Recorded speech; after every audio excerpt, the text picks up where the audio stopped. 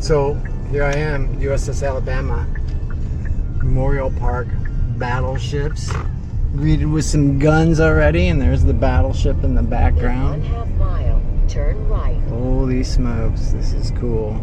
The park has several aircraft on site. This is a Lockheed A-12 Oxcart, the ultra-secret CIA predecessor to the SR-71 Blackbird.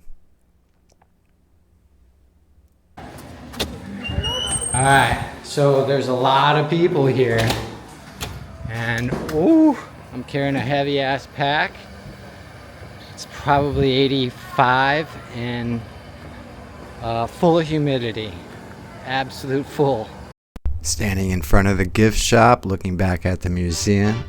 Now we're going to take a look at the USS Alabama. Commissioned in '42, this South Dakota class battleship fought across the Atlantic and Pacific during World War II. She earned 9 battle stars and a reputation so strong she became known as the Lucky A ship that never lost a single sailor to enemy fire. From escorting aircraft carriers to pounding enemy positions mile inland, these guns helped shape the outcome of the war. Today she rests quietly, but every inch of her steel turret and every scar tells the story of a ship that stood in front of the lines of history and about to walk you straight across her deck.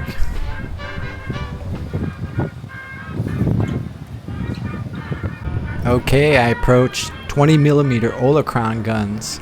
They are all across the USS Alabama, and they were the last line of defense. These guns were manned shoulder to shoulder by sailors, and these weapons were aimed by hand. No radar, no automation, just muscle, instinct, and nerve. Firing up to 400 rounds a minute, they were designed to stop enemy aircraft at terrifying close range, especially during kamikaze attacks in the Pacific. Okay, you don't have to go far before you find more guns, and these are the Bofors, the 40mm anti-aircraft guns. Originally designed by the Swedes, and the U.S.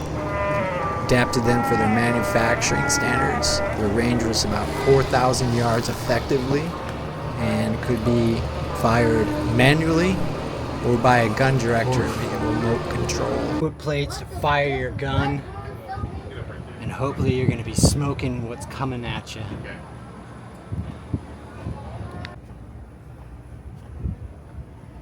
Look how heavy, light plated these things are.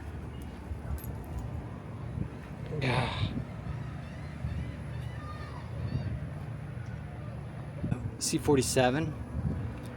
Right. Threatening rainy day. It's really super humid because of that.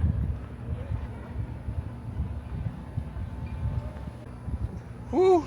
It's warm out here. Yes, it sure was. I was absolutely just overheating, and my microphone wasn't syncing properly. So as a result, you'll hear some audio that isn't quite as clear as it should be, but the ship was just overwhelmingly covered with guns, and I'm just going on about every inch of it and how I just was impressed with the sizing of it. It's pretty incredible to think about the history of this ship and being here actually. I'm standing right in front of guns that were firing, shot down enemy airplanes in the World War. The 16-inch guns here. I mean, how could you even, you couldn't be on the deck when those were firing.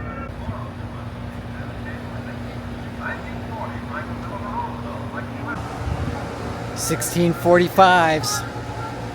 What you're seeing here is a Paravane. They would drag these along the boat in order to detect mines and other things that were going to blow the shit out of it. It's a special type of water kite designed to prevent ships from striking moored mines. Looking down the barrels of these 16s, it's pretty impressive, especially if you consider the history of this ship and that these guns went off in World War II. And you can feel that power when you're sitting underneath it, looking directly, to the front of the ship. Not the biggest chain links I've seen before, but they're pretty big. Here's my foot in comparison. So yeah, you didn't want to be around these things when they're whipping off. Here's your gun. This is your purpose in life right now.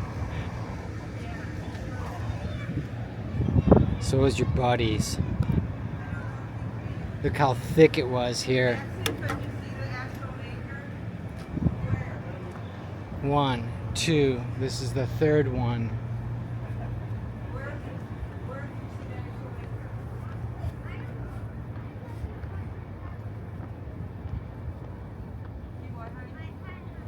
Four, 5, a couple are missing.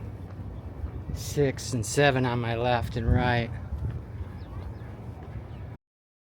As I approach the bow of the boat, I get swarmed by these like invisible gnats. You can barely see them in the video, but they were overwhelming and they followed me. And I tried to move away from them, but they kept following me, and decided to kind of just, I wish I had longer to check out the field, because obviously there's some cool stuff there. A couple, 3 tanks, you know, the C-47. It was great to do that. So, but the bugs were just chasing me out. So I skip out of there pretty much.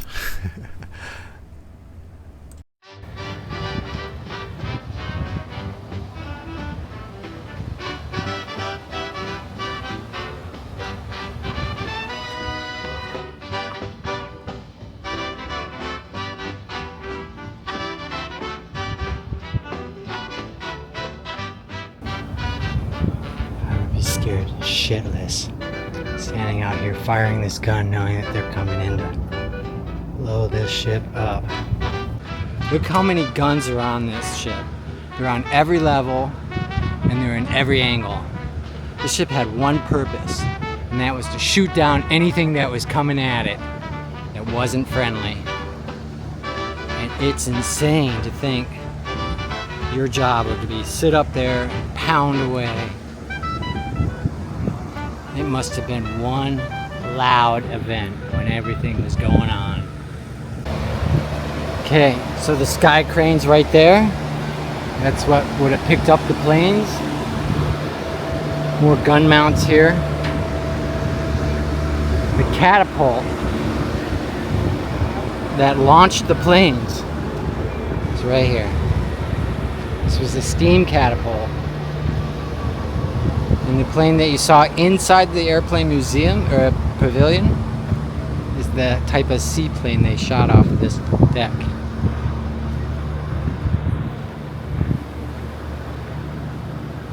Here's a look at the crane that would have fished him out. Here's a look.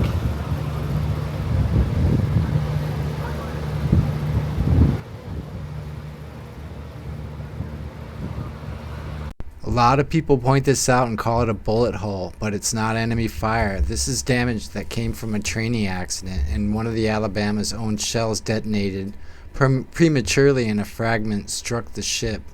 Ironically, this is a small scar, the only one that marks the battleship that fought through World War II. Sitting here on the deck is one of the most powerful naval shells ever fired, a 16-inch armor-piercing round from the USS Alabama. Each one weighed nearly 2,700 pounds and could be launched more than 20 miles. Painted in these markings for display, shells like these were designed to punch through battleship armor or smash hardened targets on shore.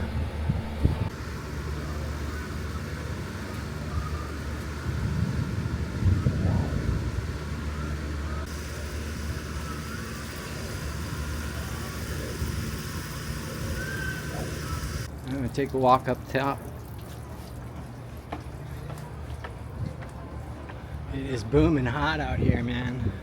20 of these 5-inch guns lined the deck of the Alabama. These were the ship's true workhorses, designed to fight both aircraft and surface targets. They were fast-firing, radar-directed, and deadly accurate. They protected the Alabama from dive bombers, kamikazes, and enemy ships alike. In many battles, these guns fired far more than the massive 10-inch cannons. While I was checking out the various personnel positions and the various controls, I was overwhelmed by the thought of how hot it was in there, and that I was in Mobile, Alabama. These guys were in the South Pacific, 12 to 14 guys fighting for their lives, doing very specific tasks, and it must have been overwhelming heat. There was that hot metal always ejecting out. It was incredible to think that these conditions that they were keeping this gun firing just so they could stay alive themselves. Pretty heavy armament there.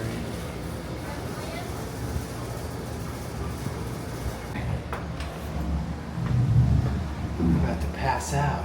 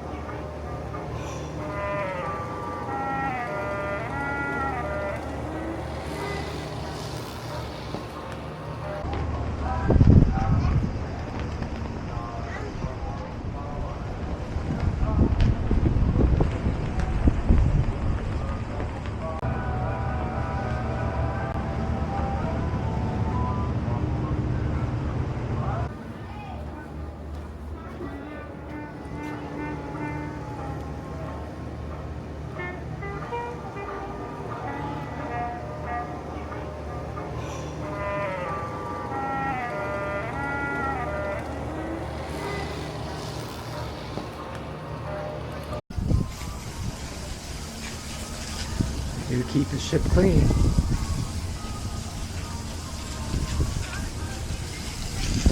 the forward radar. State-of-the-art radar back in the day. Yep, the idea is stay in the shade.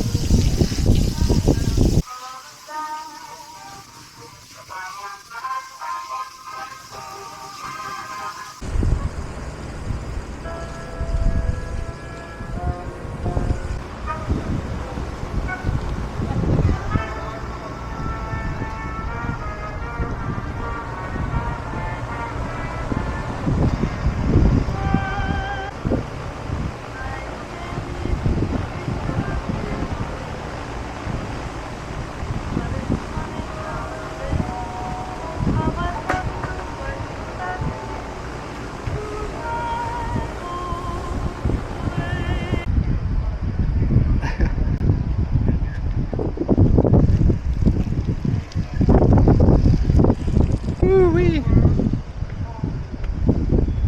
That was fun. It's super hot out. Like I'm even sweating. And then if you got towards the guns that were up in the front, there's thousands of gnats that just attack you. There's some weather moving in. And I want to take a look at some of the birds, but I definitely want to see the drum, the USS drum. So I'm going to try to make it over there, film some planes, and on the way back, I will shoot the planes. Let's take another look.